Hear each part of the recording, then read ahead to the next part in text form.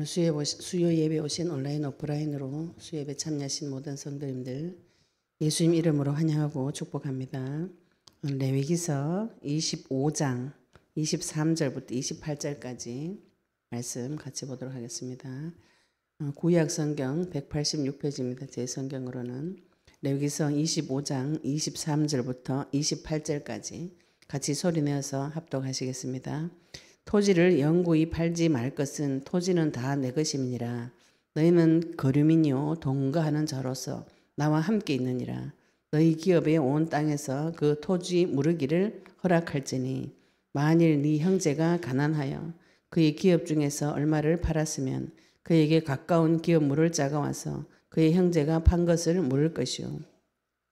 만일 그것을 물을 사람이 없고 자기가 부유하게 되어 물을 힘이 있으면 그 판 해를 계수하여 그 남은 값을 산 자에게 주고 자기의 소유지로 돌릴 것이니라. 그러나 자기가 물을 힘이 없으면 그 판 것이 희년에 이르기까지 산 자의 손에 있다가 희년에 이르러 돌아올지니 그것이 곧 그의 기업으로 돌아갈 것이니라. 아멘. 오늘 레위기서 25장 23절부터 28절까지는 이 토지 무르기 제도에 대해서 말씀하고 있습니다. 우리가 인생 살다 보면 어느 날 완전히 박살나가지고 아무것도 없을 때가 있어요. 그럼 영적 전쟁을 해보시면은 내가 이 땅에서 가장 가난한 자가 되어 있구나. 돈도 없고 건강도 없고 가족도 없고 아무것도 없는 내 명의로 된 건 한 개도 없는 그런 비참한 상태라는 것이 내가 발을 디디고 있는 땅이 어딘지 그게 보여질 때가 있습니다. 실망하시지 마시기 바랍니다. 우리는 실망하는 그죠? 문제 사건을 보시면은 내 인생에 문제 사건 터질 때 깊은 실망하는 병이 있어요. 복음은 항상 희망과 소망이고 원상 회복되어지는 그 사실이 복음입니다. 누가 그렇게 해줄 수 있는 거예요? 누가 희년 제도를 줘서 내 가난을 회복시켜 주실 수가 있는 거예요? 어떤 사람도 그렇게 해줄 생각이 없고 해주지 않습니다. 경주에 가면 최부잣집이 있어요. 최부잣집이 있는데 그 최부잣집에 그 부를 계속 물려 내리는 우리나라 옛날 말 이런 말 했죠. 그죠? 부자 3대 안 간다고. 3대 이상 부자 되기 어렵다고 그래요. 왜 그런가 하면은 돈이 생기면은 욕심이 계속 생겨요. 욕심이 욕심을 낳고 또 욕심이 욕심을 낳아가지고 그 채워 넣는 것이 아무리 채워 넣어도 경제적으로 돈이 아무리 많이 있어도 만족함이 없습니다. 그래서 인간에게 근본적인 가장 고통이 뭐냐면 만족할 줄 모르는 거. 이게 욕심인 것이에요. 욕심인데 이 욕심을 제어할 수 있는 자가 없습니다. 그 욕심을 주는 근본적인 욕심을 주는 자가 사탄이기 때문에 계속 욕심이 한도 끝도 없이 계속 나타납니다. 하나님은 오늘 이 토지 무르는 제도를 통해서 무엇을 설명하고 계시냐면은 네 아버지가 누구냐? 내 아버지가 누구냐?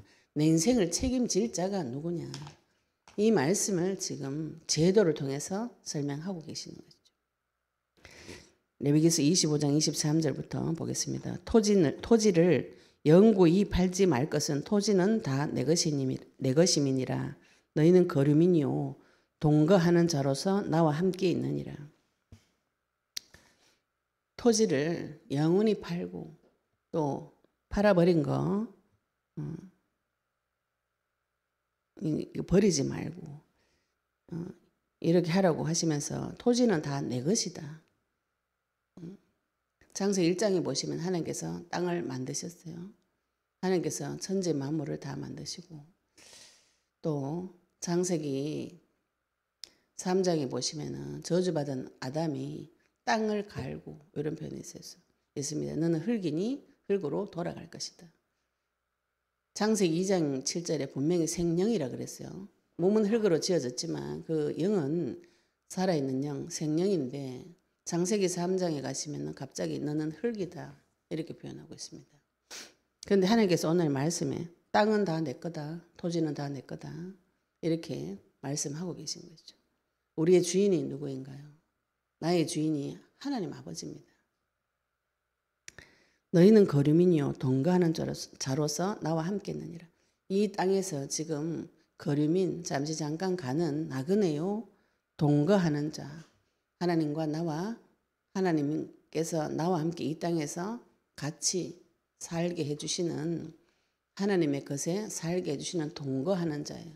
하나님과 지금 이 땅에서 같이 살고 있습니다. 나와 함께하는 자. 그러면서 24절을 보시면 너희 기업의 온 땅에서 그 토지 무르기를 허락할지니 우리가 지금 이제 마귀에게 너무 오랫동안 학대를 받아가지고 굉장히 강압적이고 폭압적인 생각이 많이 있어요. 상대방 의견 잘 물어보지 않습니다. 그래서 내가 결정을 해가지고 다른 사람한테 너는 무조건 이렇게 따라와. 이게 이제 남자면 가부장적인 이 가정의 가장이 내가 책임지겠다 이런 사상을 가지면 모든 가족이 아버지한테 꿇어 이렇게 아버지 말 안 듣는다 이래 되는 그 마귀가 준 학대하고 싶은 생각으로 사람을 대하게 되어 있어요. 또 높은 자리에 올라가고 귀하게 되고 부하게 되면은 좀 인격적으로 성숙하지 못한 사람은 자기보다 못한 사람, 자기보다 권세와 능력이 없고 가난한 사람은 무시하고 싶은 그런 창세기 3장 기질이 올라오죠. 그래서 우리가 이제 식당 같은 데 가서 이런 데 보면은 그 알바생들한테 막 이렇게 반말하고 이러는 사람들 인격이 좀 문제가 이런 말 하는 사람이 있죠. 그죠? 약한 사람에게 가서는 강하게 하고 강한 사람한테 가서는 꿇는 것이 창세기 3장 체질입니다. 그런데 오늘 하나님께서 이 땅의 주인은 내다 이렇게 공표를 하셔놓고 거기에 너희들이 나와 지금 함께 살고 너희는 잠깐 이 땅에서 잠깐 살고 있는 나그네다. 나그네는 어디로 갑니까? 본향으로 돌아갑니다. 하나님께서 우리에게 새 하늘과 새 땅을 예비하시고 그곳으로 돌아가도록 이 법을 정해놨어요. 그런데 24절에 이 이스라엘에게 너희 기업의 온 땅에서 토지 무르기를 허락할지니 하나님께서 허락하시지만 그 땅을 산 사람에게 토지 무르기를 허락해라. 이렇게 어찌 보면 요청 같고 부탁 같고 명령인데 우리가 상대방의 의견을 묻는 게 이게 참 힘듭니다. 저도 성격이 굉장히 외골수라서 상대방 의견을 물어보고 네 생각이 어떠냐 이렇게 물어보기까지 시간이 참 많이 오래 걸렸어요. 특히 남편은 나를 사랑한다고 했기 때문에 내가 사랑하는 사람은 나에게 모든 것을 다 해줘야 돼. 이런 기본 생각이 깔려있기 때문에 물어보지 않고 내 원하는 대로 다 해줘. 그런데 천지를 지으신 하나님 창조주께서 내가 땅의 주인이 내다. 천지를 지으신 모든 것의 주인이 하나님이신데 이스라엘에게 토지 무르기를 허락해라. 이 토지 무르기는 25절에 보시면은 만일 네 형제가 가난하여 시작점이 내 형제가 가난해질 때입니다. 우리 인생 살다 보면 아무도 보호자가 한 명도 없는 것 같은 그런 기분이 들 때가 있어요. 그 누구가 어떤 사람이 와도 내 인생은 도와줄 수 없구나. 이런 막다른 길에 다다를 때가 있습니다. 특히 이제 경제적으로 가난해질 때. 이제 우리가 내가 잘 살았는지 못 살았는지는 경제적으로 어려울 때 하고 복음 전해볼 때 이때 두 가지 드러납니다. 내가 경제적으로 아무것도 없어서 돈이 없을 때 주변 사람들이 나를 어떻게 대하는가. 그걸 보시면 내가 어떻게 살았는지 알게 되는 것이고 복음 전해보시면요 사람들이 내한테 자기 본심을 막 드러내요. 만일 네 형제가 가난하여 그의 기업 중에서 얼마를 팔았으면 그에게 가까운 기업 물을 자가 와서 그의 형제가 판 것을 물을 것이요. 이 물으다 이 말은 이제 한글인데 요거는 뜻이 값을 주고 해방하다, 풀어주다, 회복하다 라는 히브리어 가을에서 유래된 말로 게울라 이런 뜻이에요. 이 말이 게울라 이런 뜻인데 이런 말인데 히브리어인데 이 뜻이 구속과 같은 말. 구속을 게울라라 그래요. 값을 모르는 거, 이 자체가 구속해 주는 거. 조금 쉬운 말로 하면 구원해 주는 거. 내가 지금 가난한 문제 가운데 빠졌어요. 나를 구원해 줄 자가 누구인가요? 하나님께서 이걸 법으로 정해 놓으셨어요. 네 형제가 가난하게 됐다. 그러면은 누가 가서 네 형제를 도와줄 것이냐. 이거를 하나님께서 정해 놨습니다. 그래서 25절에 보시면 네 형제가 가난하여 그러면 네 형제 근조 가까운 친인척을 말합니다. 이거를 히브리어로 가까운 친인척 근친을 고엘이라 그래요. 그래서 이거를 고엘 제도라 그러는데 내 형제 중에서 가난해져 가지고 내 형제나 일가 친척 중에서 가난하게 되어져서 그의 기업 중에 얼마를 팔았으면 이 사람 형제가 갑자기 가난해져서 돈이 없어가지고 자기 땅을 팔았어요. 팔면은 그에게 가까운 기업 물을 자가 와서 그의 형제가 판 것을 물을 거죠. 그 사람하고 가장 가까운 기업 물을 자. 네, 형제면 현재, 직계, 좀비, 속 이렇게 그 본인하고 제일 가까운 친척이 와서 이 땅을 대신 사주라는 것이요. 도와주라고. 아버지께서 형제 중에 한 명이 어려움을 당했어요. 그러면 형제들이 도와줘라. 그 가난에서 빠져나올 수 있도록 도와주라고 명령을 하고 계시는 것이죠. 그에게 가까운 기업, 이것을 25절에 기업 물을 자 이렇게 표현합니다. 기업은 우리가 하나님 앞에 받은 기업, 내 직업, 내 일 이렇게 보시면 되죠. 내 땅, 여기서는 땅이라고 표현하고 있습니다. 기업 물을 자가 와서 그의 형제가 판 것을 물을 것이요. 도로 찾아오라는 것이요. 만일 그것을 물을 사람이 없고 자기가 부유하게 되어서 물을 힘이 있으면 일시적으로 또 가난해져 가지고 땅을 팔았는데 하나님께서 그 형제에게 그 땅을 도로 사와라, 다 도와줘라 이렇게 말씀하셨는데 만일 그것을 물을 사람이 없고 집이 다 망해가지고 친척이 없을 수가 있잖아요. 그죠? 물을 사람이 없고 또 친척이 있어도 돈이 없어요. 나보다 더 가난해. 이러면은 그걸 사줄 수가 없죠. 대신 물어줄 수가 없습니다.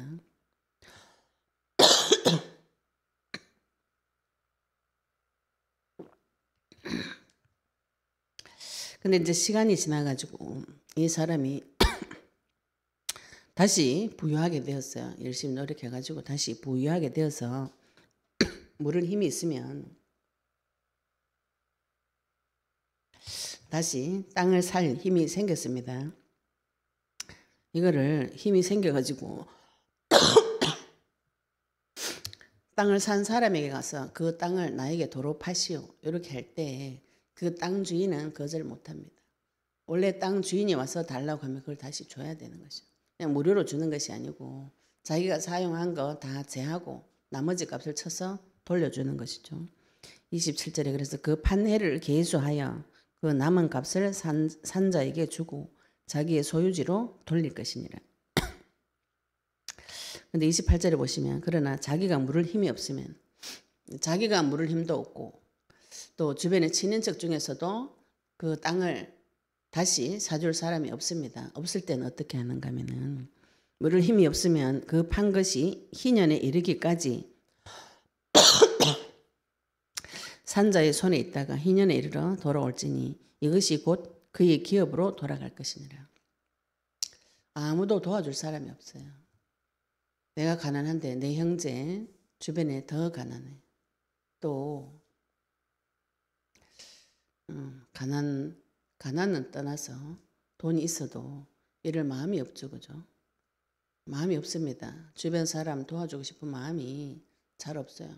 특히 돈에 대해서 인색하고 돈 벌려고 진짜 힘들게 돈을 벌면 아깝죠. 이걸 다른 사람 위해서 팔지를 않아요.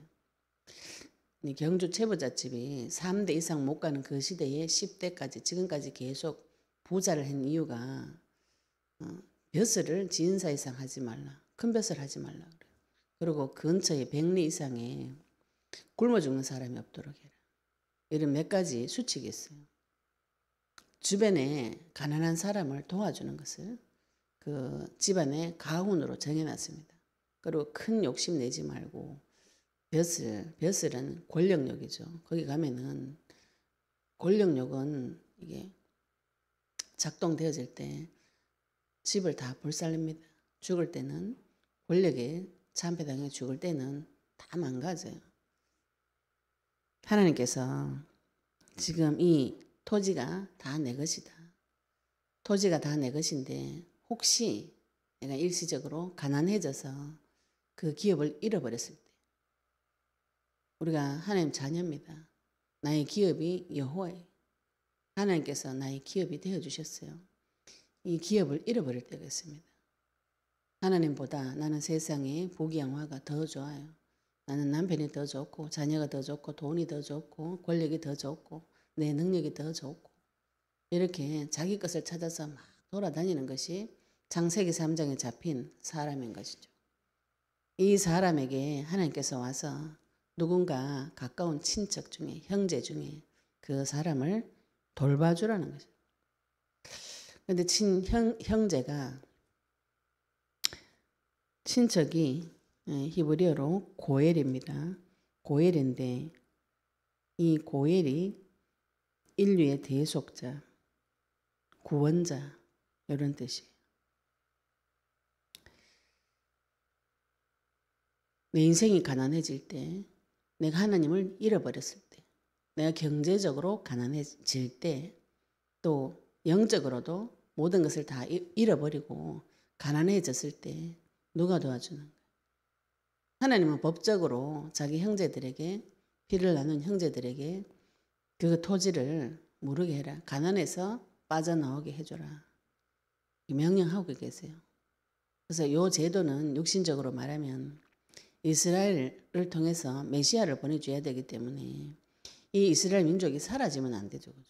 그래서 이 종족을 유지시키고 보존시키기 위해 좋은 제도라고 하나님께서 이 제도를 만드신 것이죠. 누구라도 아무리 가난해도 살아나올 수 있도록. 이 기업 물을 자가 룻기서 4장에 보시면은 룻의 시어머니가 이 기업 물을 자 이 제도를 가지고 자기 며느리를 보아스에게 시집을 보냅니다. 이 보아스가 그리스도를 예표해요. 그리고 이 집안을 통해서 메시아가 왔습니다. 룻 시어머니가 그 땅에서 기근이 들고 흉년이 들어가지고 애굽 땅으로 갔어요. 하나님 아는 대로 갔습니다. 가난하게 돼서 선택한 곳이 하나님 나라에 있는 곳이 아니고 다른 데에 가버렸어요. 하나님 없는 곳으로 가버렸어요. 가서 남편도 잃고 아들 둘도 다 잃고 며느리 하나도 잃고 며느리 한 명 데리고 돌아왔어요. 자기 집으로 돌아왔습니다. 하나님께서 그 돌아온 자에게 모든 것을 회복시켜줘요. 보아스를 통해서. 이 기업 물을 자 나중에 보시면은 땅도 다시 사줘야 되고 자기 형제가 종으로 팔리면은 그것도 다시 사와야 되고 또 자식이 없으면은 그 과부하고 결혼해서 자녀를 낳아줘야 되고 또 자기 친족이 형제가 죽으면은 피해 보복자가 되어줘야 됩니다. 민수기서 35장 9절 28절에 또 친족이 범죄를 지으면은 경우에 따라서는 친족의 죄값도 다시 대신 치러주는 것이 이 형제들이 책임져야 되는 내용이에요. 하나님께서 이 세상에 혼자 살지 않도록 내 혼자 길을 잃고 헤매고 돌아다니는 것 같지만은 하나님께서 반드시 누군가를 보내서 지키시고 보호하십니다. 육신적으로는 1차적으로는 자기 형제, 친인척 중에 가장 가까운 자 이걸 찾아가지고 가까운 자를 점점 찾아가지고 나중에 룻기서에 보시면은 보아스가 기업 물을 자를 찾습니다. 자기보다 앞서서 이 기업을 물러주는 사람이 있었어요. 근데 그 사람은 나는 이거 못하겠다. 왜냐하면은 기업을 룻에게 기업을 물은다는 거는 그 원래 룻 집안에 있던 땅을 대신 다 사주고 또 결혼해서 룻과 결혼해서 애를 낳는데 보아스 애가 아니에요. 그 집안의 애, 시어머니 집안의 애가 이제 이렇게 씨로 이렇게 되어집니다. 그래서 그 앞에 있는 사람 그거 다 포기했어요. 보아스가 나중인데도 그 기업 물을 자가 되어서 룻을 데리고 오는 장면이 나옵니다. 내 인생이 어려움이 올 때 주변을 이렇게 쭉 둘러보시면 나를 도와줄 자가 아무도 없어요. 가난해질 때 아무도 도와줄 자가 없습니다. 또 내 스스로 힘을 열심히 내가지고 돈을 열심히 벌어가지고 겨우 회복시킬 수도 있죠. 근데 그것도 안 될 때가 있어요. 안 될 때는 가만히 있을 수밖에 없죠. 우리가 뭐 노력하면 된다. 그거는 노력해가지고 대본 사람이 하는 소리죠. 노력해가지고 안 된 사람은 어떻게 할 것인가요? 특히 이 영적인 문제는 노력으로 안 됩니다. 구원은 나의 노력으로 되어지는 것이 아니에요. 내 마음이 가난한 거는 내 마음이 외롭고 힘들고 어렵고 그거는 누구도 도와줄 수 없습니다. 하나님을 만나셔야만 돼요. 근데 희년에 가면은 가만히 있어도 희년 이르기까지 산자의 손에 있다가 희년에 이르러 돌아올지니 그것이 곧 그의 기업으로 돌아갈 것이다. 이 희년은 하나님께서 직접 고엘이 되어주겠다는 뜻이에요. 우리 아버지가 그 땅을 다시 돌려주겠다 이런 뜻입니다. 성경에 하나님께서 자기 자신을 나의 보호자, 친인척, 아버지 이렇게 표현한 것이 많이 있습니다. 이걸 확인을 해서 한번 찾아보도록 하겠습니다. 출애굽기 4장 22절 보겠습니다. 하나님이 나에게 어떤 분인가? 출애굽기 4장 22절 말씀 보도록 하겠습니다. 같이 읽겠습니다. 너는 바로에게 이르기를 여호와의 말씀에 이스라엘은 내 아들, 내 장자라. 이스라엘은 언약 가진 자입니다. 언약 가진 자의 아버지가 누구인가요? 하나님인 것이죠. 우리 아버지가 지금 내한테 왔어요. 나 지금 가난해요. 그 아버지 어떻게 해주는가요? 회복시켜 주시죠. 그죠? 모든 것을 회복시켜 주십니다. 또 이사야서 63장 16절 찾아보도록 하겠습니다. 이사야서 63장 16절 말씀 찾아보도록 하겠습니다. 이사야서 63장 16절에 보시면은 주는 우리 아버지시라. 아브라함은 우리를 모르고 이스라엘은 우리를 인정하지 아니할지라도 여호와여 주는 우리의 아버지시라. 옛날부터 주의 이름을 우리의 구속자라 하셨거늘. 이 고엘이 구속자라 그랬죠. 그죠? 기업 모르는 토지 모르는 자. 이 자체가 나에게 구속자가 되어주시는데 이 구속자 대신 하나님은 내 아버지시라.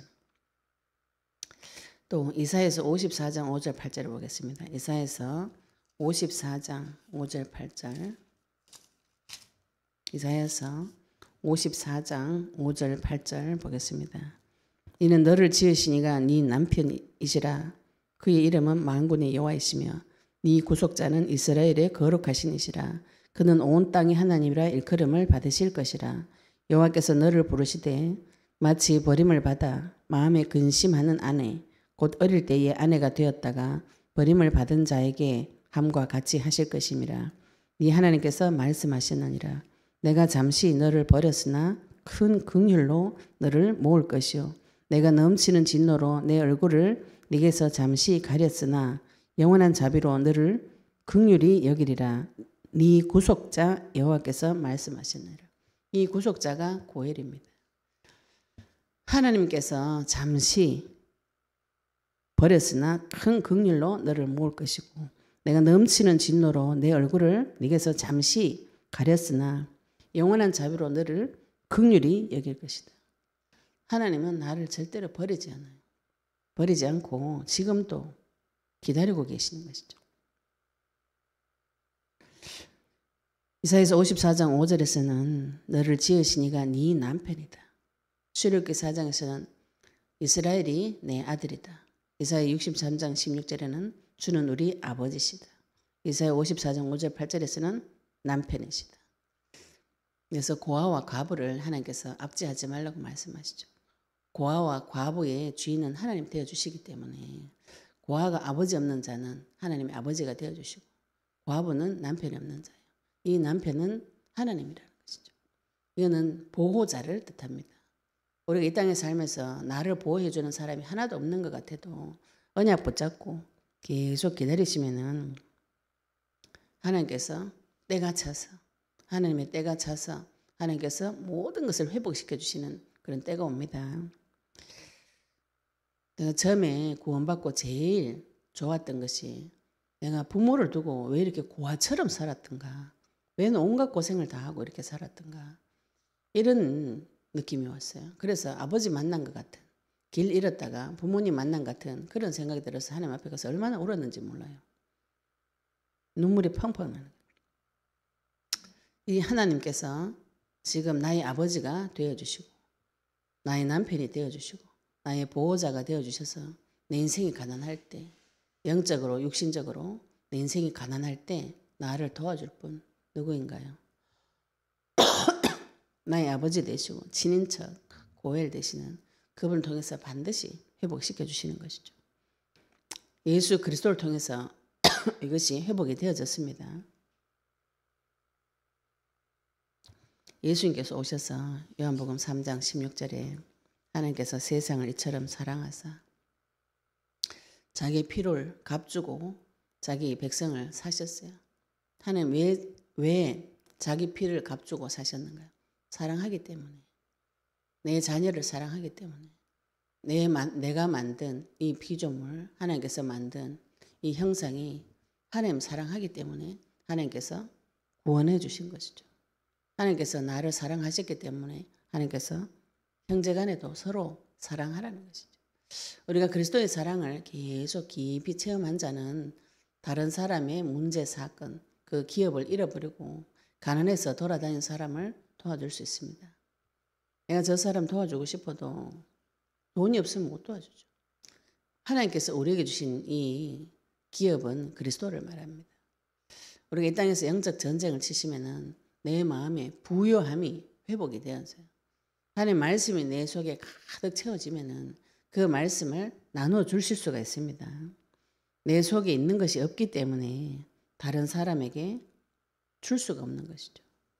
내가 저 사람을 도와주고 싶어도 말씀이 없고 도와줄 힘이 없기 때문에 못 도와주는 것이죠. 십계명이 하나님 사랑과 인간 사랑 두 가지입니다. 예수님께서 오셔가지고 십계명 얘기할 때 하나님 사랑, 인간 사랑 두 가지로 말씀하셨어요. 내가 하나님과의 사랑이 관계가 회복되어지면 첫째, 내 인생이 가난할 때, 실제로 돈이 없거나 내 마음이 가난할 때, 이 땅을 광야같이 헤매고 다닐 때 내 형제, 피를 나눈 형제가 먼저 도와줘. 육신적으로도 피를 나눈 형제지만 영적으로도 우리가 피를 나눈 형제가 서로 도와주는 것이죠. 저희들이 그래서 토요 세미나나 제자 훈련 세미나나 또 오늘 치유 세미나 마지막 날이었습니다. 우리 치유 세미나 오셔서 응답 받은 분이 먼저 와서 받은 응답을 서로 나누어 줘요. 그 뒤에 온 사람이 그것을 받아서 그 기업이 회복되어지는 것이죠. 모든 성도의 기업은 하나님입니다. 내가 일해야 되는 곳이 여호와인 것이죠.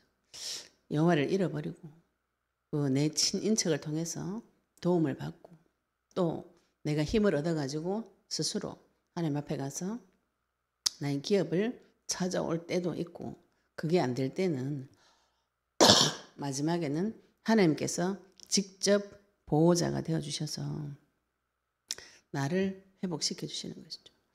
이걸 신약에 와서 하나님께서 피로 값을 주고 샀다 이렇게 표현하고 있습니다.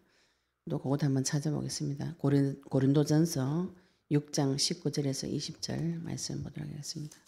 고린도전서 6장 19절에서 20절 말씀 보겠습니다.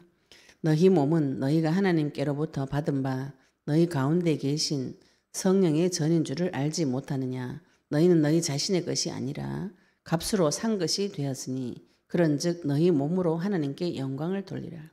하나님께서 값으로 산 것이 되었다. 내 인생 자체를 하나님께서 하나님의 피값으로 사셨어요. 생명값을 하나님께서 생명으로 지불하시고 죽음을 죽음으로 이기시고 부활하셔서 나에게 영원한 생명을 주신 것입니다. 계시록 5장 9절에도 보겠습니다. 하나님께서 내 인생을 값주고 사셨. 계시록 5장 9절에도 말씀 찾아보도록 하겠습니다. 계시록 5장 9절에 그들이 새 노래를 불러 이르되 두루마리를 가지시고 그 인봉을 떼기에 합당하시도다. 일찍이 죽임을 당하사 각 족속과 방언과 백성과 나라 가운데에서 사람들을 피로 사서 하나님께 드리시고 피로 그리스도의 피로 우리의 생명을 사셨어요. 모든 사람이 죄를 범하여서 하나님 영광에 이르지 못하고 죄의 삭시, 죄의 값이 사망이라고 그랬습니다. 이 죄의 값을 사망으로 값을 치르시고 피로 값을 치르시고 우리를 구속하신 자가 하나님 그리스도이신 것이죠. 그런데 하나님께서 이거를 노골적으로 제도를 만들어 가지고 시키는 것이죠. 이 세상 제도를 통해서 연대 책임지도록 같은 형제끼리 책임지도록 이후로 요 뒤로 보시면은 이거를 어떻게 책임지라고 구체적으로 계속 나옵니다. 레위기서 25장이 그 뒤로 보시면은 요거는 지금 친형제가 토지를 팔았으면은 도로 사주어라 25절에 나와 있고요. 47절에서 48절에 가면은 가족이 팔렸을 때 내 가족이 노예가 되었을 때 도로 찾아오라 이렇게 말씀하시고 신명기서 25장 5절 10절에 보시면은 무자했을 때 자식이 없이 죽었을 때 그 과부와 결혼해서 자녀를 낳아서 그 집안을 일으켜 줘라. 요거 명령하셨어요. 그래서 룻기와 다말을 보면은 요런 거 집안을 세우는 거. 왜냐하면 이 이스라엘 통해서 메시아 와야 되기 때문에 언약을 전달시켜 줘야 되기 때문에 하나님께서 이거를 먼저 삼으신 것이죠. 또 민수기서 35장 9절 28절에는 우리가 유명한 피해 보복자 내 자매 형제가 죽었을 때 그것을 그냥 두지 말고 가서 반드시 보복하라고 이야기하십니다. 이 피해 보복자는 하나님이에요. 내 자녀가 마귀한테 예뱀한테 당해가지고 죽었습니다. 하나님은 가만히 두시지 않아요. 창세기 3장 15절에 바로 창세기 3장에 마귀에게 당하자 말자 뱀에게 당하자 말자 바로 나타나셔서 창세기 3장 15절 피해 보복자로서의 말씀을 하십니다. 내가 너로 여자 원수가 되고 뱀 보고 바로 나하고 여자하고 원수라는 것을 가르쳐주고 네 후손도 여자 후손과 원수가 되게 하리니 서로 원수라는 것을 가르쳐주고 여자의 후손은 네 머리를 상하게 할 것이다. 뱀의 후손하고 여자의 후손하고 싸우면 누가 이깁니까? 뱀의 후손은 이길 수가 없습니다. 여자의 후손은 100% 이깁니다. 처음부터 선포하셨고 처음부터 약속을 선포하셨고 그것을 십자가 위에서 완성시키셨어요. 지금 우리가 영적 전쟁하면 내 모습 보면은 자꾸 당했다, 뭐 속았다, 넘어졌다 이런 생각을 많이 오시는데 그 패배의식이죠. 성도는 패배가 없습니다. 이미 예수님께서 이긴 싸움이에요. 이겨가지고 답을 다 정해놨어요. 답은 정해져 있습니다. 세상 임금은 심판을 받았어요. 마귀 머리는 터졌어요. 처음부터 하나님께서 창세기 3장 15절에 뱀의 후손하고 여자의 후손하고 싸우면 누가 이긴다고요? 여자의 후손이 반드시 이깁니다. 이미 이겨놓은 그 위에 하나님께서 자기 자녀를 데리고 함께 하시고 거기 가서 그 사실을 확인시켜 주는 것이죠. 누구의 능력으로만 이것이 가능한가요? 하나님의 능력으로만 이게 가능한 것입니다. 사람은 자기 능력으로 자기 노력으로 뭔가를 하고 싶어요. 근데 인생이 코너에 몰릴 때 자기 노력이 끝난 것입니다.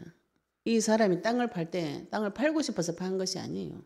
가난해지니까 먹고 살 것이 없으니까 자기 조상 대대로 물려받은 이 땅을 팔아야 목구멍이 풀칠하니까 파는 것이죠.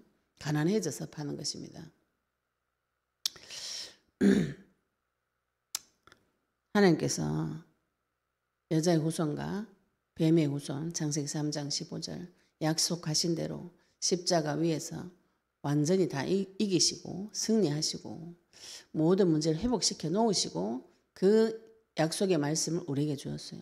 우리가 지금 그 약속을 받은 것입니다. 모든 문제 해결하셨다는 건 안전지대로 옮겨졌다는 것이죠. 좋으신 아버지, 내 아버지 만났고 나의 강력한 보호자 되는 남편을 만났고 그 하나님과 내가 아버지와 자녀 관계로 회복이 되어졌습니다. 로마서 8장에 그 아버지 집에 양자로 입적되어서 아빠 아버지라 부르짖는 그런 관계가 되어졌고 요한복음 15장에 포도나무에 붙어있는 자가 되어졌습니다. 우리가 하나님을 만났어요. 하나님께서 모든 것을 회복시켜주는 희년제도 하나님께서 역사하실 때가 있습니다. 근데 이 때를 내가 결정하고 싶어요. 이게 주인 되어서 이게 처리하던 방식이죠. 그리고 영적 싸움은 하나님이 하시는 것이지 내가 하는 게 아닙니다. 예수 그리스도를 부를 때에 하나님께서 이미 이겨가지고 싸워놓으신 그 사실을 확인하는 것이에요. 나는 백날 패배하죠. 원래 패배한 자입니다. 그런데 그 패배를 하나님께서 승리로 바꾸어 주시는 거죠. 역대상 29장 11절에 하나님을 위대하신가 영광과 승리와 위엄 승리가 그 이름 안에 들어가 있습니다. 내가 전쟁 쳐가지고 싸워가지고 내가 이기는 것이 아니에요. 이미 예수님께서 십자가에서 이기셨고 여자의 후손이 와서 뱀의 후손하고 싸울 때는 이 상대가 안 되는 것이요. 여자의 후손이 반드시 이기시고 뱀의 후손이 뱀이 달려드는 것은 발 뒤꿈치 무는 정도밖에 안 되는 것이에요. 지금 우리가 이 사실을 기억을 하시고 이 사실을 붙잡고 기도하고 있습니다. 내 삶에서 이 사실을 발견하고 확인하는 것이죠. 그리스도 이름 부를 때에 마귀가 덮어놓았던 모든 악한 것들이 다 정체가 드러나고 그 속에 들어가 보시면 압니다. 죄 속에 들어가 보시면 알아요. 이 죄는 내 힘으로 안 되는 것이죠. 이 죄를 내가 책임지겠다. 이게 죄책감입니다. 죄를 내가 책임지겠다. 언뜻 생각하면 굉장히 훌륭한 소리 같죠. 근데 깊이 들어가 보면 굉장히 무지하면서도 교만한 소리예요. 죄가 뭔지를 몰라요. 죄는 죽어버리는 것이 죄입니다. 하나님을 믿지 않는 것이 죄예요. 하나님의 말씀에 순종하지 않는 것이 죄예요. 근데 그것도 내가 잘못해가 온 것이 아니고 그 죄인 집안에 태어났다고요. 에덴 동산 밖에서 태어난 것을 말합니다. 이거를 자꾸 내가 책임지겠다 이렇게 하니까 마음에 깊은 실망이 자꾸 와요. 아, 나는 안 되는가 보다. 나는 아무리 해도 안 되는가 보다. 이런 생각이 쑥 들어오면서 그것이 뿌리를 내리고 깊은 절망감으로 끌고 가가지고 하나님을 만나도 안 되는구나. 이런 쪽으로 데리고 갑니다. 이게 불신앙이라 그래요. 불순종이라 그래요. 하나님께서 그리스도를 통해서 이 사실을 이미 해결해 놓으셨다. 마귀의 머리는 세상 임금은 심판을 받았고 지금 하나님의 방법으로 성령으로 지금 나와 함께 하셔서 이 땅에 같이 함께 계시는 것처럼 지금 내 땅에 하나님께서 오셔서 나를 성전 삼으시고 같이 계시면서 나를 자기 자녀로 피로 계약을 맺어서 자기 자녀로 삼아주시고 하나님 나의 아버지가 되어주셨어요. 그러면 아버지가 나타나셔서 책임져 주는 것이 당연한 것이죠. 그 때가 어느 때인지는 하나님 손에 있는 것입니다. 우리는 그 사실을 기억하고 붙잡고 부르고 주님을 바라보는 것. 이게 성도가 해야 될 일인 것이죠. 내 혼자서 주님 붙잡고 기도하고 바라보다가 내 주변에 내 옆에 보면은 나하고 비슷하게 가난한 자가 있습니다. 마태복음의 산상보훈의 시작에 마음이 가난한 자는 복이 있는 일이죠. 구약에는 가난을 약간 죄악처럼 이야기하는데 신약에 오셔가지고 예수님께서 마음이 가난한 자가 복이 있다. 뭐 경제적으로 가난하다 이 뜻이 아닙니다. 마음이 가난한 자. 내가 가난한 자구나 아는 것이 복이 있는 자. 하나님과 함께 하는 자. 하나님의 빛이 지금 내 마음속에 와 있기 때문에 내 마음속에 빛을 비추어 보시면 내가 저주와 재앙과 죽음 가운데 빠져 있고 교만하고 어리석은 길을 계속 왔다 갔다 하면서 수고하고 무거운 짐을 지고 마귀에게 노예가 되어서 알 수 없는 내 노력을 할 수 없는 올무에 빠진 상태구나. 이걸 발견하시면 뭐 하셔야 되나요? 할렐루야 하셔야 되죠. 와, 나를 여기서 건지려고 하나님 지금 어마무시한 작전을 벌렸구나. 하늘 영광을 버리고 이 땅에 내려오실 때 천군 천사가 동원되어지고 또 재림하실 때 나팔을 불고 천군 천사들 다 데리고 오신다 그랬어요. 어마무시한 하나님의 계획을 하나님께서 성취시키셨습니다. 십자가 부활로 우리 인생의 모든 문제를 해결하시고 나를 그 안에 넣어가지고 삼일째 하나님 속에 넣어가지고 그것을 확인시키는 것이 지금 우리가 하는 영적인 전쟁이에요. 나의 망한 것을 발견하시면 그리스도가 중요하죠. 그죠? 내가 주인 돼서 망했는데 진짜 주인 되신 이분이 나타나니까 내 가난을 해결 다 해줘. 땅을 기업을 도로 물려주는 그런 일을 해줍니다. 내 저주 재앙 때문에 죽어버릴 수밖에 없는데 이 생명을 피로 값을 사가지고 나한테 도로 돌려줘요. 이런 분이 어디 있습니까?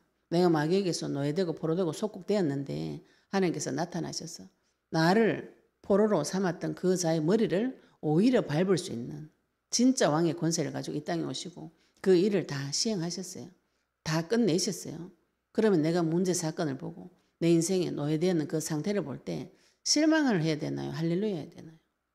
할렐루야 해야 되는 것이죠. 하나님 나를 이 노예 상태에서 건져내어 주셨네요. 나 이 가난에서 건져내어 주셨는데 가난에서 하나님께서 반드시 희년 되면은 회복시켜 주시는 거죠. 회복 받아보니까 기쁘죠. 기쁠 희자. 응답을 받아보시면 기쁩니다. 모든 것이 회복되어지면은 기뻐하지 마라 해도 기뻐요.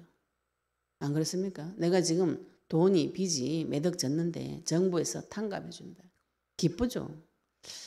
왕이 임금이 대통령 특사제도 이런 거 있어요. 대통령 바뀔 때마다 옛날에도 왕이 바뀔 때마다 감옥에 있는 사람을 풀어주는 선례가 있습니다. 감옥에 있다가 노예되어가 있다가 왕이 바뀜으로 인해서 그 사람 이유 없이 풀어줄 때 그 사람 기쁜가요? 안 기쁜가요? 기쁘죠. 그죠? 그 사실을 확인하고 그 기쁨을 하나님 앞에 올려드리는 것이 성도가 해야 되는 기업 일인 것이죠. 그래서 우리가 얼마나 복음을 거꾸로 알고 있는지 내가 수고하고 무거운 짐을 진 것을 발견하면 실망하고 저주재앙 죽음에 있구나 발견하면 또 실망하고 마귀에게 올무돼가지고 내가 잡혀있구나 이러면 또 실망하고 이게 습관적으로 자꾸 찾아옵니다. 발견하실 때마다 주 예수 그리스도 내 입술에 그리스도를 부르신 내 입술로 예수님을 주라 시인할 때 뭔가 크게 하는 것이 아니에요. 밤새도록 기도한다고 응답 보는 것이 아닙니다. 예수 그리스도 이름으로 기도할 때 그 이름의 권세와 능력으로 인해서 하나님께서 모든 것을 회복시켜 주시는 그 사실을 보고 우리가 그 사실을 증거하는 자가 증인인 것이죠. 하나님께서 이 모든 제도를 통해서 내가 네 아버지다 지금 구약성이 계속 나는 만군의 여호와다. 나는 네 하나님이다. 네 아버지다. 지금 레위기서를 통해서 계속 나는 여호와의 말씀이다. 내가 여호와다. 이렇게 말씀하시는가 뭐예요. 내가 네 인생 책임질게. 네 거 다 회복시켜줄게. 가만히 있어도 회복시켜줄게. 가난해도 형제 보내서 회복시켜주고 죽으면 피해 보복자 반드시 보복해 주시고 회복시켜주고 땅도 회복시켜 주시고 마음도 회복시켜 주시고 모든 것을 회복시켜 주시겠다는 약속이 성경의 구석구석에 있습니다. 이상하게 이 말씀이 안 보이고 자꾸 하나님 나를 책망하는 이 말씀만 자꾸 들려요. 비난하고 비판하고 저주하는 이 말씀만 자꾸 보입니다. 언약을 붙잡으시고 내 마음속에 무너진 마음, 무너진 경제, 현실 세계에 무너져 있을 때 누구를 보셔야 되는 거예요? 이 토지 무르는 책임자, 희년으로 모든 것을 회복시켜 주시는 내 아버지, 내 남편, 그분을 바라보시기 바랍니다. 하나님 바라보지 않으면 바로 실망이 들어와요. 누군가가 내 남편이 이걸 해결해 줄 것이다. 계속 실망이 들어오면 해결 안 해줘요. 돈으로 내가 돈 벌어가지고 해결하겠다. 그렇게 안 되면 실망이 오는 것이죠. 내 아버지가 나타나셔서 내 생명을 죽인 자를 반드시 피로 보복해 주시고 그 마귀 반드시 잡아가지고 감옥에 보내고 이미 그 사건은 성취가 되어졌습니다. 우리가 이것을 약속의 말씀으로 받았어요. 약속의 말씀을 내 깊은 곳에 계속 새기셔야 됩니다. 내 마음에 실망이 오거나 절망이 오거나 좌절이 오거나 낙심이 오거나 비난하고 비판하고 저주하고 이런 생각들이 올 때 예수 그리스도 이름 부르시면은 하나님께서 다 회복시켜 주시는 그때가 하나님 손에 있지만 반드시 회복시켜 주시는, 나의 기업을 회복시켜 주시는 아버지 있는 자, 남편 있는 자, 보호자가 있는 자가 되어졌습니다. 성도는 언약 붙잡으시고 승리하시기를 예수 그리스도 이름으로 축복합니다. 하나님, 우리 같이 말씀 붙잡고 같이 기도하시겠습니다. 하나님, 내 인생이 가난합니다. 난 돈이 없고 마음도 가난하고 하나님 기업을 다 잃어버리고 이 땅에서 방황하고 있는데 나의 형제를 보내서 구원해 주시고 하나님께서 나타나셔서 완전히 회복시켜 주시기를 하나님 앞에 간절히 구하는 기도 말씀 붙잡고 같이 기도하시겠습니다. 하나님 아버지 은혜 감사합니다. 아버지 하나님, 이 땅은 하나님 것이고 나도 하나님의 것이며 하나님과 이 땅에서 동거하는 자로 지금 나와 함께 계시면서 아버지 토지 무르기를 허락하고 내 아버지 형제를 통하여서 아버지 내가 가난한 중에 기업을 다 잃어버리고 경제도 잃어버리고 하나님 주신 기업을 다 잃어버렸을 때 하나님 아버지 나의 형제를 통해서 이 값을 치르고 무르고 다시 찾아오는 그를 하나님께서 명령하시고 내 스스로도 회복되어졌을 때 나의 땅을 다시 찾아오는 그 일을 우리 인생에 하나님 회복시켜 주시옵시며 아무도 도와주지 않아도 마지막에는 나의 남편 되시고 나의 아버지 되시는 주 예수 그리스도 하나님께서 직접 모든 것을 회복시켜 주실 줄로 믿습니다. 나의 기업이 회복되어지고 나의 땅이 회복되어지며 잃어버린 모든 것을 회복시켜 주시는 희년에 이르러서 주님을 찬양하고 주님을 기뻐하고 주님이 나의 아버지 되심을 확인하고 증거할 수 있도록 주님 축복하여 주시옵소서. 우리 인생 가운데 가장 가까운 형제 되시고 가장 가까운 아버지 되시고 피로 사서 아버지 값으로 사서 나를 회복시켜 주시는 좋으신 아버지 그리스도 만날 수 있도록 주님 축복하여 주시옵시며 하나님께서 나를 얼마나 사랑하시는지 세상을 사랑하시고 그 사랑이 서로 형제간의 사랑으로 회복되어지도록 주님 인도해 주셔서 이 언약의 말씀이 전 세계에 퍼지고 언약 말씀 가진 자들이 다 연합하고 결합하여져서 아멘 주 예수에 오시옵소서. 예수님 다시 오시는 그 길을 준비할 수 있도록 주님 축복하여 주시옵소서. 아버지 안에 감사드리며 예수 그리스도 이름으로 기도드렸습니다. 아멘. 네, 우리 같이 기도드립니다.